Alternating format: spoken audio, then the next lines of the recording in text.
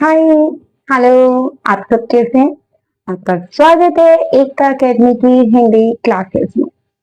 आज हम शुरू करने वाले हैं 10th क्लास की हिंदी बी। हिंदी बी की किताब स्पर्श का काव्य खंड में सबसे पहला पार्ट जो है वो है कबीर जी की साखी। कबीर जी की साखियां हम शुरू करेंगे, लेकिन एक बात हमेशा याद रखना, आप कोई भी पाठ पढ़ें, कोई नाटक पढ़ें, कोई कविता पढ़ें, कोई भी आप कहानी पढ़ें, आप लेखक और कवि का नाम जरूर याद। ठीक है, तो ये साखी किसके द्वारा लिखी गई है? कबीर जी के द्वारा लिखी गई। दूसरा प्रश्न आप हमेशा याद करें कि वो जो कवि ने जो भी कविता लिखी है या साखियां, दोहे, पद लिखे हैं, उसमें किस भाषा का इस्तेमाल किया गया?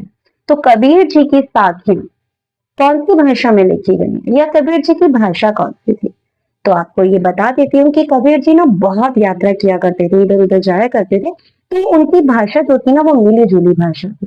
तो इसीलिए उनकी भाषा को सधुकड़ी भाषा या पंचमेल खिचड़ी भी कहा जाता है। ठीक है, तो अब हम शुरू करते हैं कबीर जी की साखी।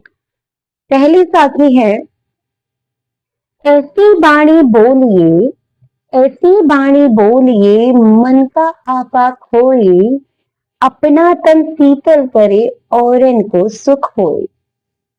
यहाँ पर कबीर जी क्या कह रहे हैं? कबीर जी यहाँ पर हमारी वाणी, हमारी बोली को महत्वता देते हुए कह रहे हैं, मतलब कि हमारी वाणी कैसी होनी चाहिए? मधुर होनी चाहिए।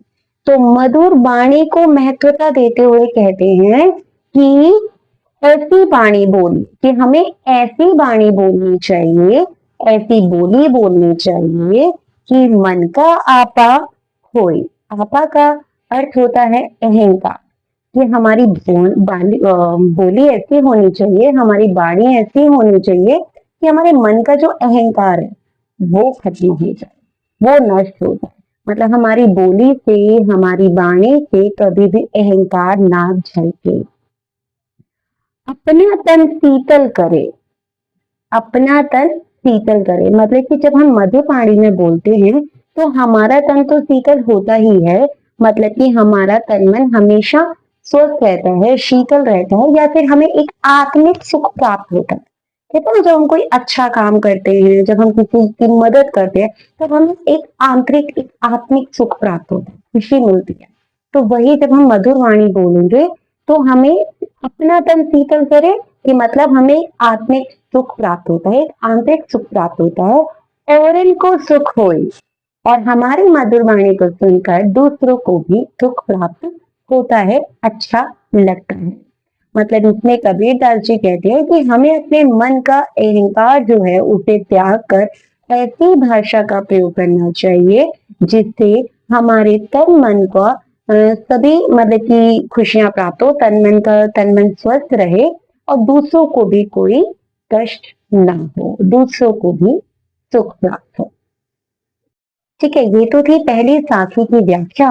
और अधिकतर पेपर में काव्य सौंदर्य भी पूछा जाता है। अब काव्य सौंदर्य में क्या लिखना होता है?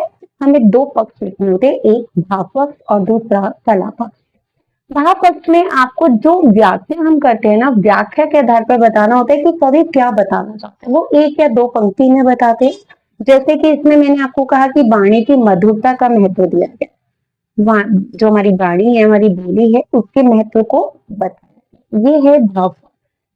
अब कला पक्ष में पहला हम भाषा बताते हैं। आप ये बता सकते हैं कवि ने सरल भाषा का प्रयोग किया है। दूसरा, जो उसकी जो भाषा होती है कबीर जी की, मतलब या किसी कवि की कोई भी भाषा होती है वो बताते हैं। तो यहाँ पे कबीर जी की सधुकड़ी भाषा है, कबीर जी ने सधुकड़ी भाषा का इस्तेमाल किया है। दूसरा पॉइंट हम ये लिख सकते हैं। तीसरा, कोई अलंकार हो या किसी की तुलना करके या कोई प्रतीक जिसे कहते हैं वो करके बताया हो तो वो बताते हैं। जैसे कि इसमें क्या है, बाणी बोलिए, बाणी बोलिए, ब वर्ण की आवृत्ति हुई है, तो यहाँ पर अनुप्रास अलंकार। ठीक है, हाँ जी। दूसरी साखी, कस्तूरी कुंडल बसे, मृग ढूंढे बन माही, ऐसे घटघट राम है दुनिया देखे नहीं। यहाँ पे कबीरदास जी मृग का उदाहरण देते हुए ईश्वर के निवास का बता रहे कि ईश्वर रहते कहाँ है, बसते कहाँ है। ठीक है। कस्तूरी कुंडल बसी, कुंडल का मतलब जो होता है वो होता है नाभि। यहाँ पर देखो, जो एक हिरण होता है, मृग होता है, उसके ना नाभि में ही कस्तूरी होती है, जिसमें से उसको सुगंध आती रहती है, लगातार सुगंध आती रहती है। और उस सुगंध को ढूंढने के लिए ना वो पूरे जंगल में इधर उधर घूमता रहता है। ठीक है। और उसे पता ही नहीं चलता, उसे ये ज्ञात ही नहीं होता कि जो कस्तूरी है वो उसकी नाभि में है, उसके अंदर है। तो यहाँ पर कबीरदास जी भी क्या कह रहे हैं, कस्तूरी कुंडल बसे मृग ढूंढे बन माही। मतलब जो मृग है, हिरण है, वो कस्तूरी उसके नाभि में ही बसती है, लेकिन मृग कहाँ ढूंढता है उसे, मृग उसे पूरे वन में ढूंढता रहता है। ठीक वैसे ही ऐसे घट घट राम है, मतलब जो ईश्वर है वो हमारे घट घट में, हमारे अंदर ही बसते हैं। हर कण कण में राम मिलते हैं, हर कण कण में ईश्वर बसते हैं। दुनिया देखे नहीं, लेकिन दुनिया को नहीं दिखाई देते हैं कि ईश्वर हर कण कण में बसते हैं, ईश्वर हमारे अंदर बसते हैं। लेकिन हम ईश्वर को ढूंढने के लिए क्या करते हैं, हम मंदिर में जाते हैं, मस्जिद में जाते हैं, चर्च जाते हैं, गुरुद्वारे जाते हैं, इधर उधर जंगलों में कहीं ना कहीं हम घूमते फिरते रह रहे हैं कि हमें ईश्वर प्राप्ति हो जाए, लेकिन ईश्वर को हम अपने अंदर नहीं ढूंढते। ठीक है। तो यहाँ पर कबीरदास जी कह रहे हैं कि जिस प्रकार एक हिरण जो है वो कस्तूरी की खुशबू जो होती है, कस्तूरी की जो सुगंध होती है, उसे जंगल में ही ढूंढता फिरता है, जबकि वो कस्तूरी की जो सुगंध है, जो कस्तूरी है, वो उसकी नाभि में ही विद्यमान। ठीक है। वो इस बात से बेखबर है। उसी तरीके से जो ईश्वर है वो कण कण में बसते हैं, हमारे हृदय में बसते हैं, लेकिन मनुष्य जो है ईश्वर को ढूंढने के लिए क्या करता है, मंदिर मस्जिद गुरुद्वारे चर्च जंगलों में इधर उधर घूमता फिर रहा है, ईश्वर को ढूंढ रहा है, लेकिन ईश्वर प्राप्ति उसे नहीं हो रही है। तो कबीरदास जी ने यहाँ पर कहा है कि अगर ईश्वर को ढूंढना है तो अपने हृदय में ढूंढो, अपने मन में। तो एग्जाम में अब इसके काव्य सौंदर्य भी आ सकता है, तो काव्य सौंदर्य की बात करते हैं। तो यहाँ पर कबीर जी ने ईश्वर को ढूंढने के लिए बताया है कि किस तरीके से हम ईश्वर को ढूंढ सकते हैं, कहीं इधर उधर घूम कर नहीं, बल्कि अपने हृदय में ही ईश्वर को ढूंढ सकते हैं। ये था भाव पक्ष।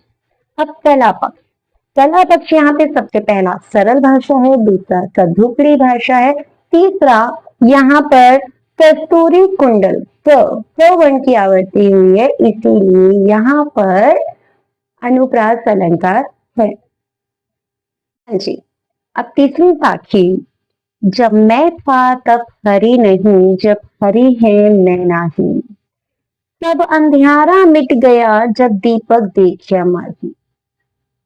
यहाँ पर कबीरदास जी ईश्वर प्राप्ति का उपाय बता रहे हैं। ईश्वर प्राप्ति का उपाय बताते हुए कह रहे हैं कि जब मैं था, यहाँ पर मैं का अर्थ है अहंकार।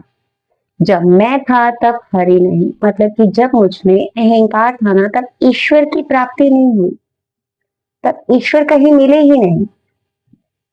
अब हरि है मैं नहीं, और जब ईश्वर मिले ना, तब हमारे अपने अंदर अहंकार बिल्कुल नहीं रहेगा। मतलब ईश्वर प्राप्ति तभी हो सकती है जब अहंकार ना हो। अगर अहंकार है तो ईश्वर नहीं मिल सकते हैं। मतलब जब मैं था तब हरि नहीं, और अब हरि है मैं नहीं, और अब हरि है ईश्वर है, लेकिन मैं नहीं, अहंकार नहीं है। सब अंधियारा मिट गया जब दीपक देखा माही। यहाँ पर अब कौन से दीपक की बात की गई है, यहाँ पर ज्ञान रूपी दीपक की बात की गई है कि जब ज्ञान रूपी दीपक के दर्शन हुए ना, तब सब अंधियारा मिट गया। कौन से अंधियारे की बात हो रही है, अज्ञानता की बात हो रही है, बुराइयों की बात हो रही है, अहंकार की बात हो रही है कि जब ज्ञान रूपी दीपक के दर्शन हुए तब सभी अंधियारे मिट गए, तब सारी बुराइयां जो अंदर बसी थी वो सब अंधियारे खत्म हो गए, सब अंधियारे मिट गए, सब अज्ञानता रूपी अंधेरे का विनाश हो गया, नष्ट हो गया। हाँ जी। अब यहाँ पर काव्य सौंदर्य की बात करते हैं। काव्य सौंदर्य जो है, सबसे पहले भाव पक्ष, इसमें ईश्वर प्राप्ति का उपाय बताया गया है। दूसरा कला पक्ष, सरल भाषा का इस्तेमाल किया गया है। सदुक्ति भाषा का इस्तेमाल किया गया है, और अंधियारा जो कि अज्ञानता का प्रतीक है, और दीपक जो ज्ञान का प्रतीक है बताया गया है। हाँ जी, चौथे साथी, सुखिया सब संसार है, खाए अरु सोवे, दुखिया दास कबीर है, जागे अरु रोवे। यहाँ पे कबीर दास जी संसार की अज्ञानता के बारे में बता रहे हैं कि संसार जो है वो सुखिया सब संसार जो है वो पूरा सुखी है, ठीक है, खाता है और सोता है। इसका अर्थ ये है कि जो संसार है वो अज्ञानता रूपी अंधेरे में डूबा हुआ है और अपनी मृत्यु से बेखबर अनजान होकर सोया हुआ है, ठीक है। लेकिन कबीर दास जी के कह रहे हैं कि दुखिया दास कबीर है, जागे अरु रोवे। मतलब कि कबीर जी जो है वो दुखी है। क्यों? क्योंकि वह मृत्यु से अनजान नहीं है, वो ईश्वर को प्राप्त करना चाहते हैं, ईश्वर को पाने की आशा में उनसे विरह में जो है वो रो रहे हैं और जाग रहे हैं उन्हें पाने के लिए। जो भी ईश्वर को प्राप्त करना चाहता है, जो सच्चा भक्त होता है, वो ईश्वर को प्राप्त करने के लिए जागता है, और ईश्वर से विरह होने के कारण, ईश्वर से दूरी होने के कारण आंखों से आंसू निकलते हैं तो वो रोता है। तो यहाँ पर कबीर जी ने कहा है कि संसार जो है ना वो सुखी है। क्यों सुखी है?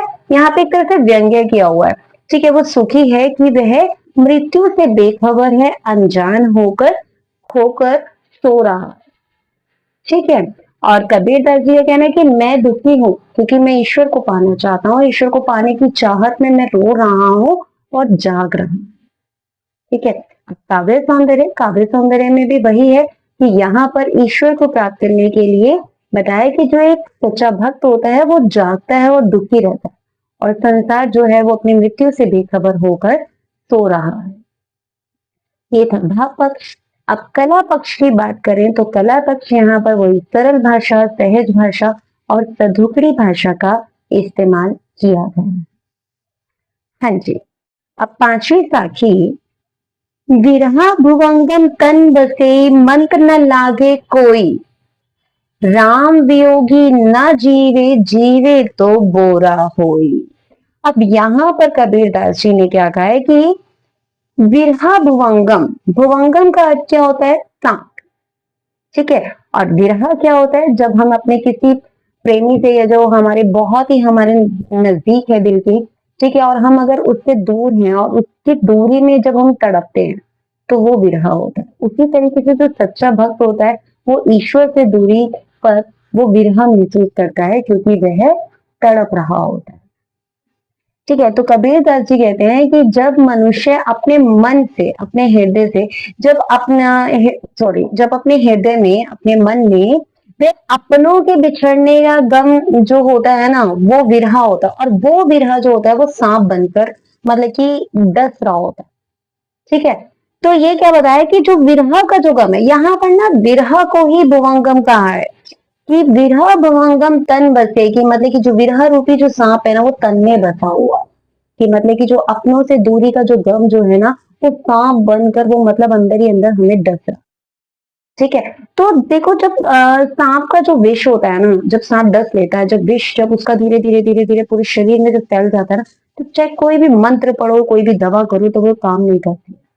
तो वही बताया कि विरह भुवंगम तन बसे, कि जो विरह रूपी जो सांप है वो तन में बसा हुआ है, ठीक है। मतलब कि ईश्वर से जो दूरी है, दूरी का जो गम है, जो विरह है, वो किस प्रकार है? सांप की तरह है, ठीक है। अब क्या है? मंत्र न लागे कोई, ठीक है। अब वो जो सांप की तरह जो इतना जो विष जो बढ़ चुका है, वो जो गम जो है वो बढ़ चुका है, अब उससे चाहे कितना भी मंत्र लगा लो वो अब काम नहीं करेगा, ठीक है।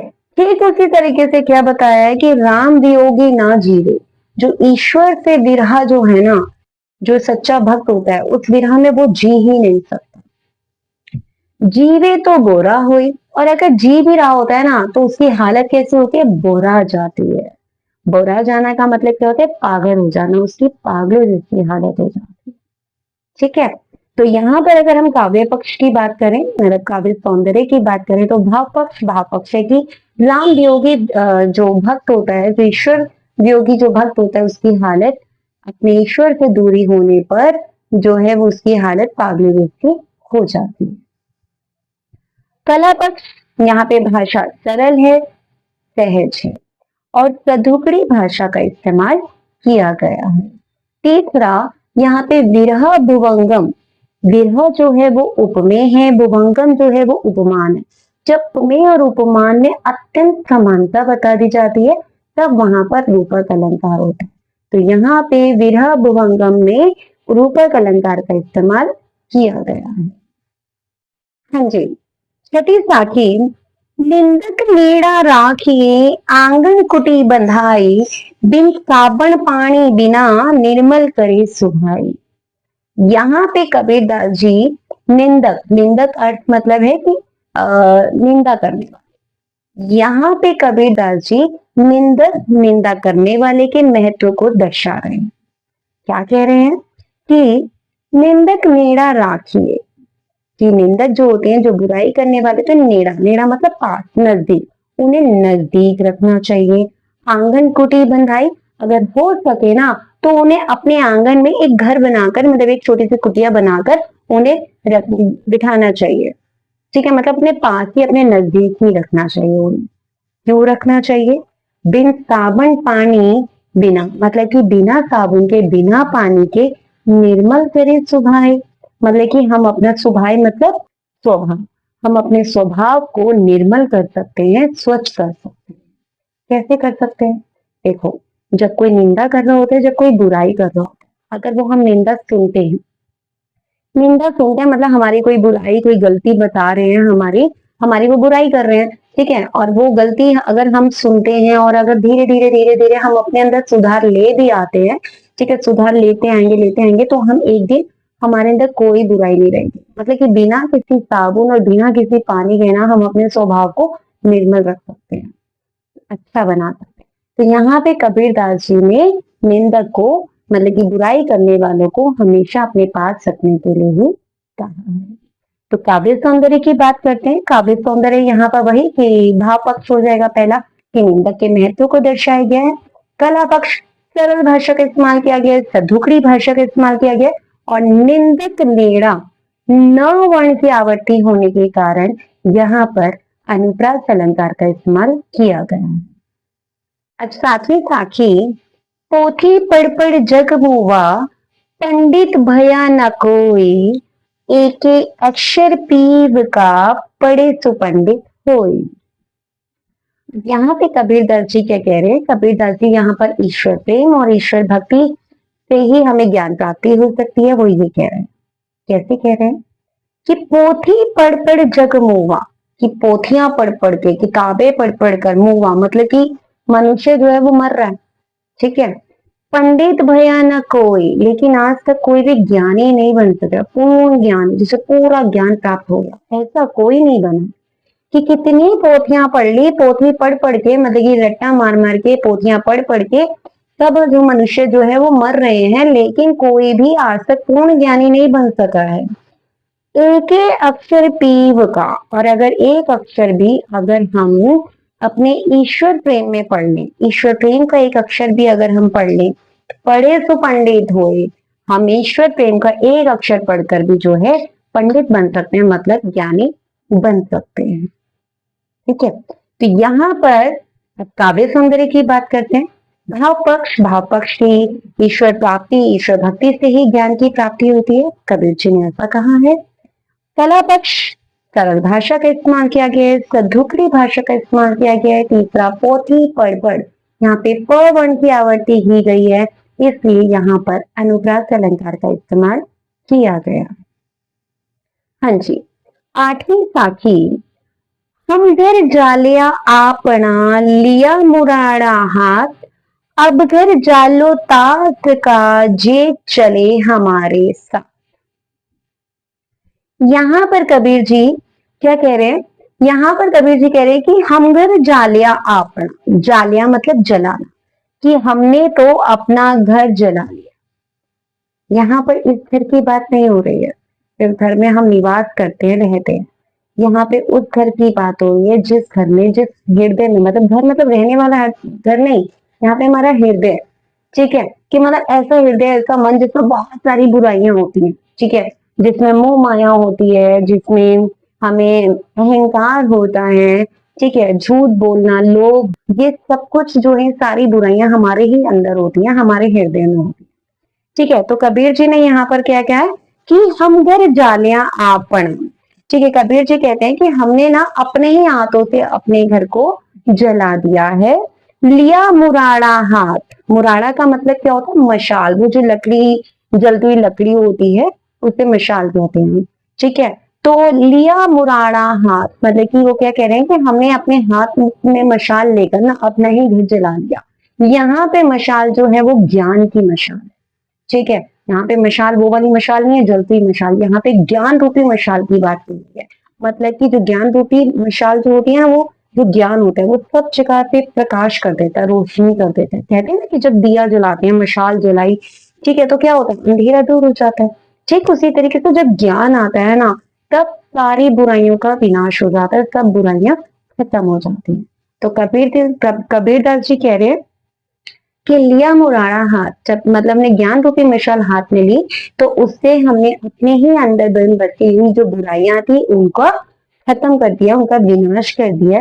अब घर जालो ताक का, अब घर उसका जलाएंगे जे चले हमारे साथ, जो हमारे साथ चलेगा, मतलब कि जो हमारे साथ चलेगा, जो सच में ज्ञान प्राप्त करना चाहता है, जो बुराइयों को खत्म करना चाहता है, अब हम उसका घर जलाएंगे, ठीक है।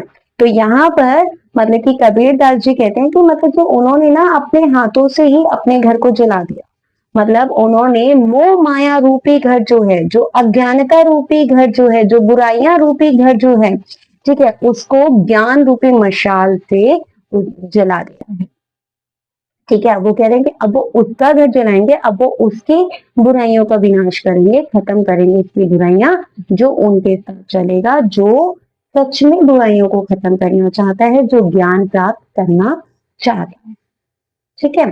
अब हम बात करते हैं काव्य सौंदर्य की। भाव पक्ष कबीरदास जी समाज सुधारने की बात कर रहे हैं, ठीक है। आपको मैं बता देती हूँ, कबीरदास जी बहुत बड़े महान समाज सुधारक भी रहे हैं, उन्होंने अपने ज्ञान से समाज को सुधारने का प्रयास किया है, ठीक है।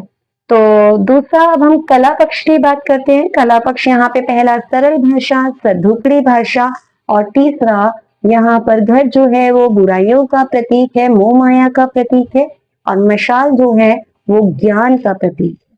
उम्मीद करती हूँ आपको मेरे द्वारा पढ़ाई गई कबीर जी की साखियां समझ आ गई होंगी, और अगर अभी भी कोई दिक्कत परेशानी समस्या हो तो आप मुझसे कमेंट में पूछ सकते हैं। यदि पाने हैं हिंदी में अच्छे अंक तो जुड़े रहिए हिंदी विद एकता के संग। तब तक के लिए बाय।